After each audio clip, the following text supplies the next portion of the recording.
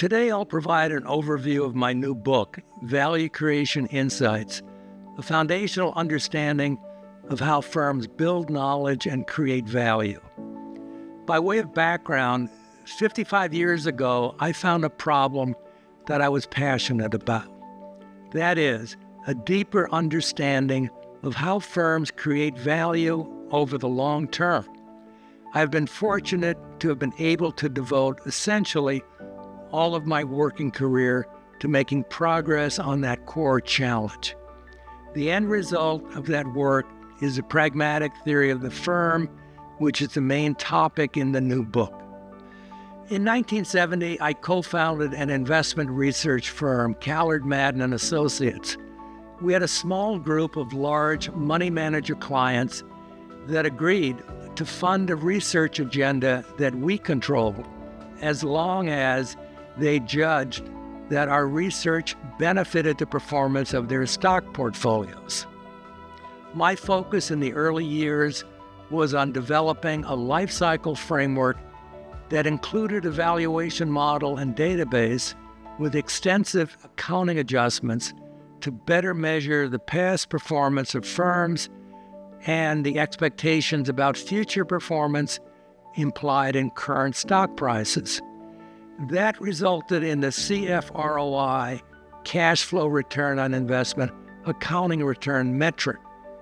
This early work eventually evolved into the Holt Global Database, now owned by UBS and covering 20,000 global companies. Many large money management organizations worldwide subscribe to the Holt Global Database. About 22 years ago, I took early retirement to do independent research on my core challenge of more deeply understanding long-term value creation. That led to writing a series of academic journal articles and books and a deep dive into systems thinking and knowledge building, so essential for analyzing value creation and dissipation. The new book is available direct from the publisher, Amplify Publishing. Also, Amazon is now taking pre-orders. My core argument is that investors, boards of directors, management, policymakers, and business schools need a viable theory of the firm. Agency theory is widely taught in business schools. That popularity is due to its promotion by Mike Jensen. He made especially significant contributions to finance. Jensen and I were long-term friends. After he died in 2024, my co-author Doug Stevens and I wrote an article, Michael Jensen's Contributions to the Theory of the Firm, a tribute in 3 acts. Agency theory focuses on an adversarial principal-agent relationships and provides insights as to corporate governance. However, it does not provide value creation insights to the extent provided by the pragmatic theory of the firm. Here are 4 criteria to consider for evaluating a theory of the firm. Number 1, does it facilitate systems thinking that is critical for the analysis of complex systems such as firms? Number 2, the theory should clarify the purpose of the firm. In so doing, we may finally be able to resolve the never-ending and unproductive debates about shareholder capitalism versus stakeholder capitalism. Number 3, the critical determinant of a firm's long-term performance needs to be clearly specified. Number 4, the theory should provide an insightful connection between a firm's long-term financial performance and its stock market valuations. Let's begin by defining the firm's purpose with 4 components. Communicate a vision that motivates employees to devote their working careers to make the firm successful and in doing so, make the world a better place.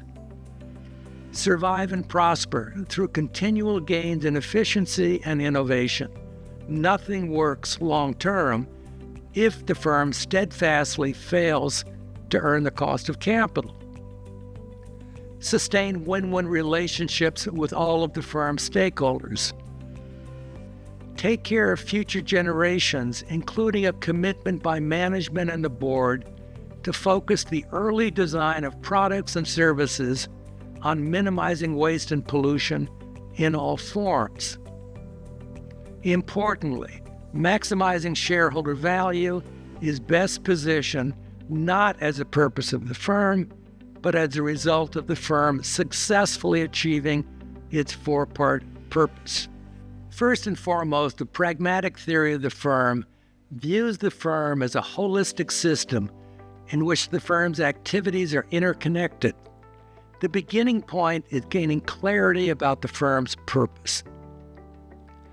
The critical determinant of a firm's long-term performance is its proficiency in knowledge building relative to competitors.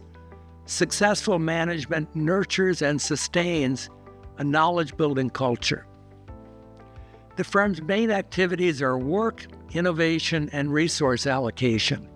I want to emphasize that difficult management problems are better handled not with linear cause and effect, but systems thinking that connects work, innovation, and resource allocation. For example, the tough issue of organizational structure is analyzed in Chapter 4 of my new book. Many large corporations today have a command and control hierarchy that was widely copied after being adopted by General Motors in the 1920s. The rationale at that time had three assumptions. First, the best thinking is done by management at the top of the pyramid. Second, management needs to use budgets and accounting-based targets to control the performance of lower levels in the organization. Third, employees are not to be trusted. In today's economy, all three assumptions are false. As to organizational structure, let's discuss the preeminent steel company, Nucor. I have followed this company since the 1980s and greatly admire Ken Iverson, who was CEO for 30 years and instilled a culture at Nucor that, as he noted in his autobiography, instead of telling people what to do and then hounding them to do it, our managers focus on shaping an environment that frees employees to determine what they can do and should do to the benefit of themselves and the business. Nucor has 4 layers of management, from the CEO to those working in the steel plants. Last time I checked, U.S. Steel had 12 layers. Nucor is consistently the most productive large steel company, and its employees the highest paid. In their excellent book, Humanocracy, Gary Hamel and Michele Zani analyze Nucor and provide an example that illustrates how work, innovation, and resource allocation are connected. All Nucor employees work in teams.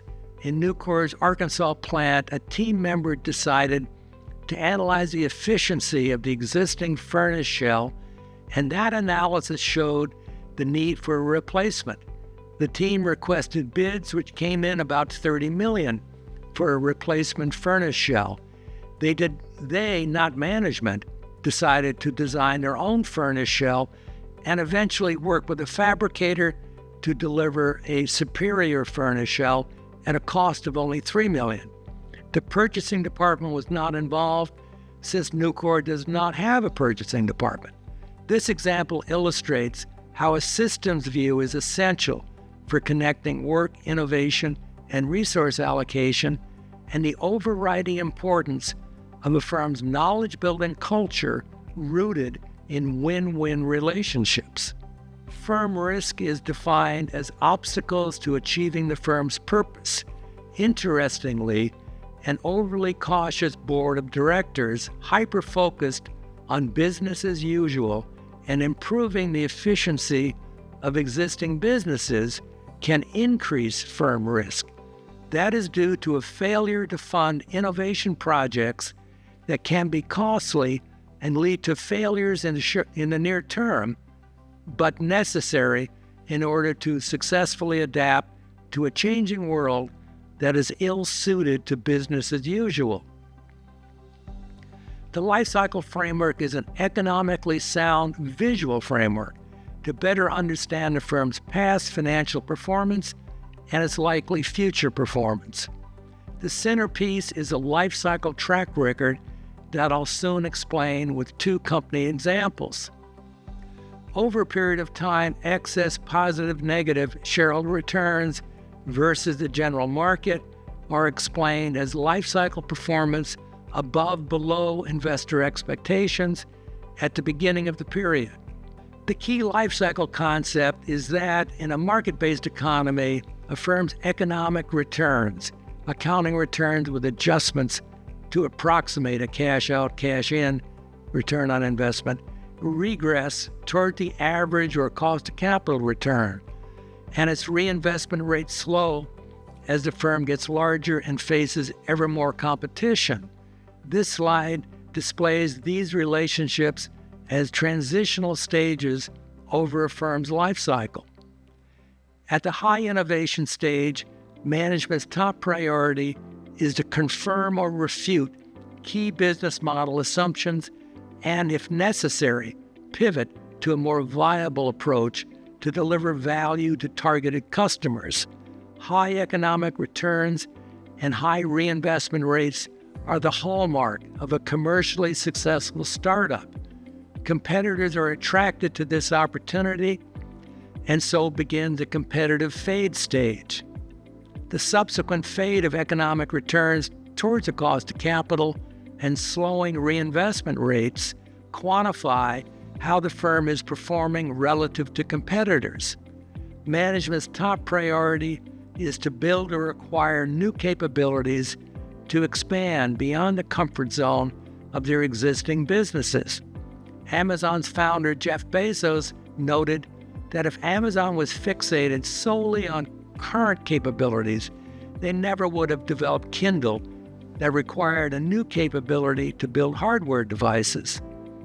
At the mature stage, economic returns approximate the cost of capital, and management faces a tough challenge. There is a tendency to focus in the extreme on improving the efficiency of existing businesses. However, exploring new opportunities, even though costly in the short term, is essential to adapt to a changing world and hopefully achieve returns on new investments in excess of the cost of capital. The hallmark of the failing business model stage is a business-as-usual culture that fails to adapt to change. Purging this culture and shrinking the business is a top priority.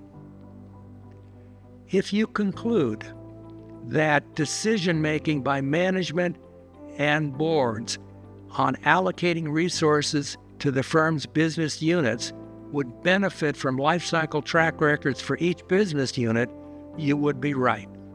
Let's review the historical life cycle track record for Eastman Kodak, 1960 to 2011. The Kodak story is well known, from the leader in photographic film to missing the digital photography transition to bankruptcy. In the top panel, the real inflation-adjusted long-term cost of capital is shown as the horizontal line at 6%. Economic returns are approximated by the inflation-adjusted CFROIs.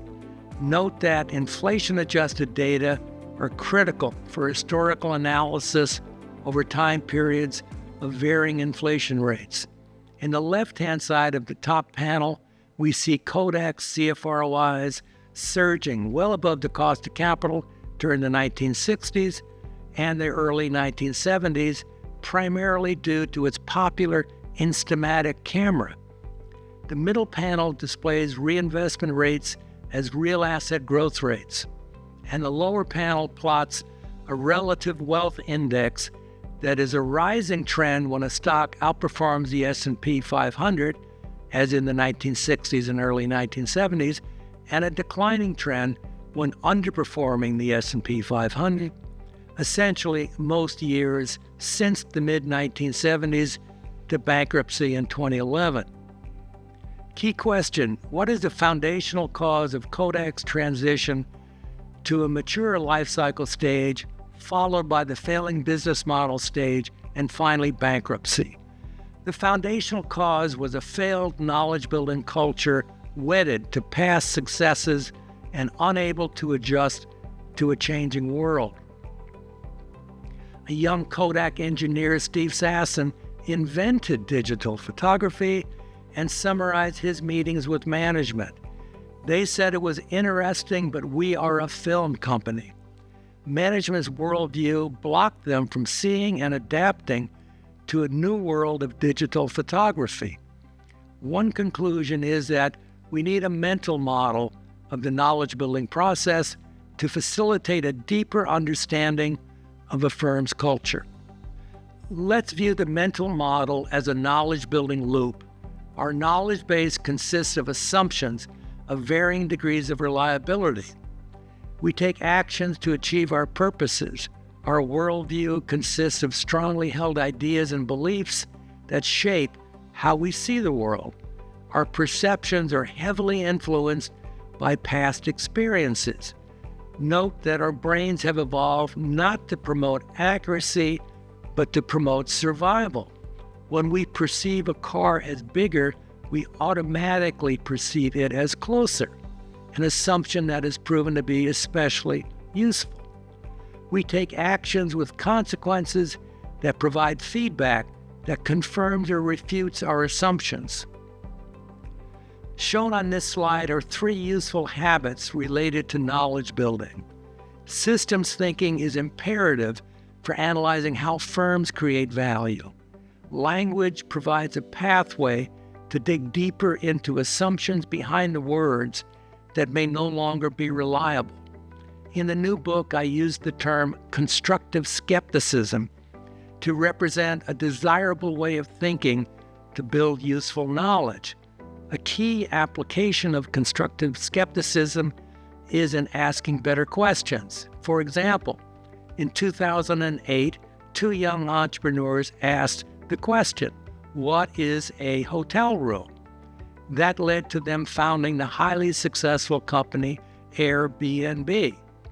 In summary, this simple model is consistent with cognitive science findings, and I have found it extremely useful for analyzing past and likely future performance of firms and for understanding innovation failures and successes. In the new book, I use this model to analyze how the Wright brothers taught the world how to fly. Orville and Wilbur Wright, 2 high school graduates who ran a bicycle repair shop, excelled at every step in the knowledge-building loop and delivered a world-changing innovation in 4 years for about $35,000 in today's dollars. They began with constructive skepticism of widely held beliefs about flight. Their purpose was to achieve powered flight and not die from a crash.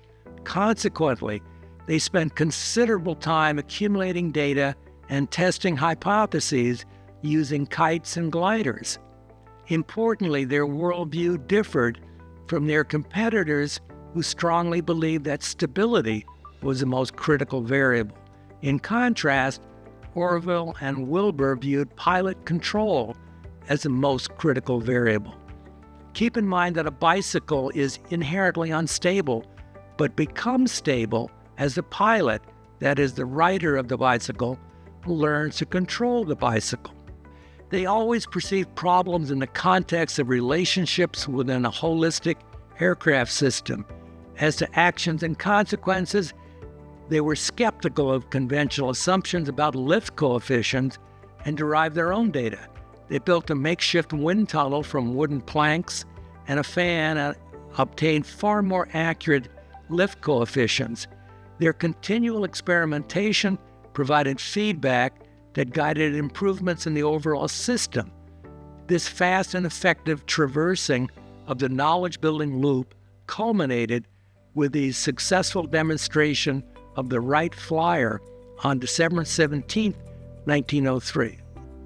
Intuit is a preeminent developer of financial software for consumers and small business with an equity market value today of about $180 billion. The top panel of the life cycle chart for Intuit 1992-2024 shows in the late 1990s a startup firm struggling to sustain above cost of capital economic returns.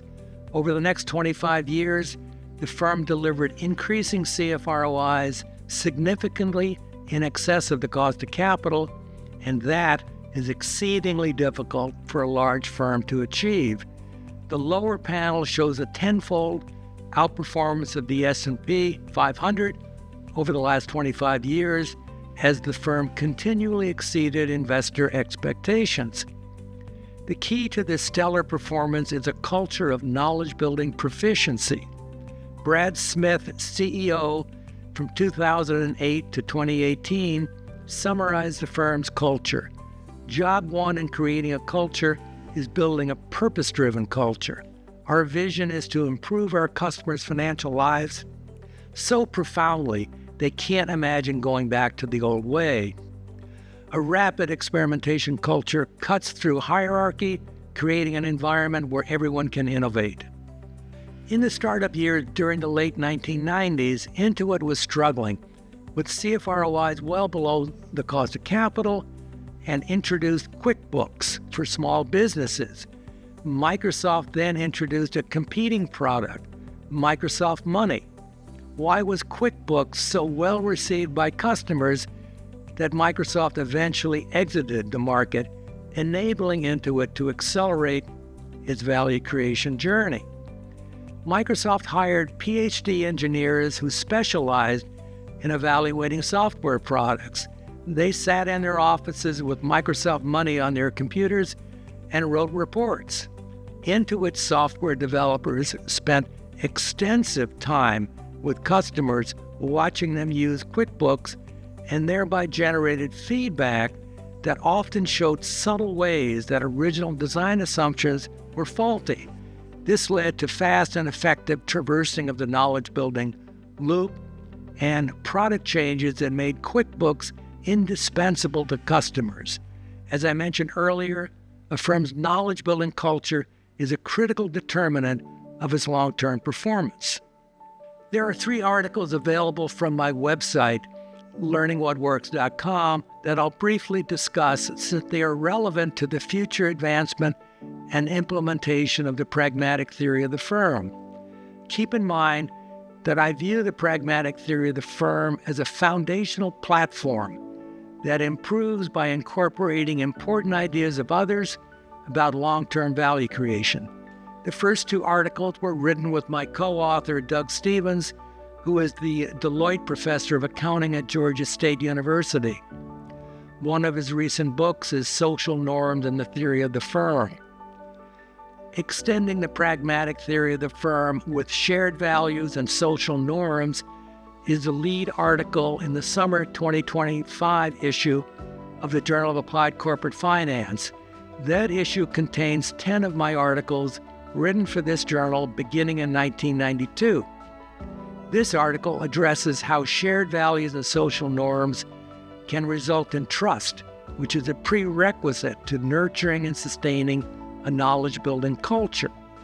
Increasing the value of accounting to researchers, practitioners, and policymakers, a pragmatic theory of the firm, lays out a practical plan to integrate the pragmatic theory of the firm with balanced scorecards and to move ahead with building the new economy accounting that incorporates intangible assets. Institutional investors as architects of change toward the new theory of the firm is in a 2025 special issue of the Journal of Portfolio Management, focused on the future of asset management. The punchline of this article is illustrated on the next and final slide. Many believe that institutional investors and boards of directors need to refocus on long-term value creation and walk away from Wall Street's obsession with quarterly earnings. My conversations with a few of these very large institutional investors were encouraging in terms of them implementing the pragmatic theory of the firm. If momentum is achieved, it is plausible that these owners could have conversations with the boards of directors of those corporations in which they are the largest owner, and encourage boards to also implement the pragmatic theory of the firm. The end result of this scenario could well be a systemic improvement in corporate governance.